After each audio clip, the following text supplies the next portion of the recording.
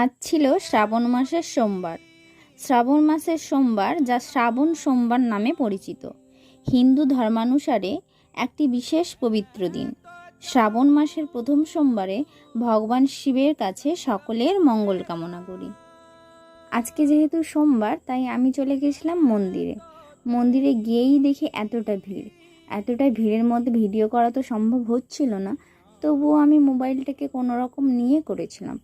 আর ঘটি আলাদা করে নিয়ে গিয়ে বোতলে করে দুধ নিয়ে গিয়েছিলাম, যেটা আমরা মন্দিরে ঘটিতে করেই করিয়ে নিয়েছি। তারপর ভগবান শিবকে আমরা সেটা অর্পণ করে দিয়েছি। সেই ভিডিওটা করা যদিও হয়নি। প্রসাদ কিনে নিয়ে পুজো টুজো দিয়ে তারপর আমি এখানে দেখলাম যে দুটো গরু আছে, তো আমি তাদেরকে প্রসাদ দিচ্ছিলাম। তারা প্রসাদ খেয়ে খেয়ে এতটাই তাদের বিরক্ত চলে এসছে যে প্রসাদ দিতে তারা কেউই খাচ্ছে না।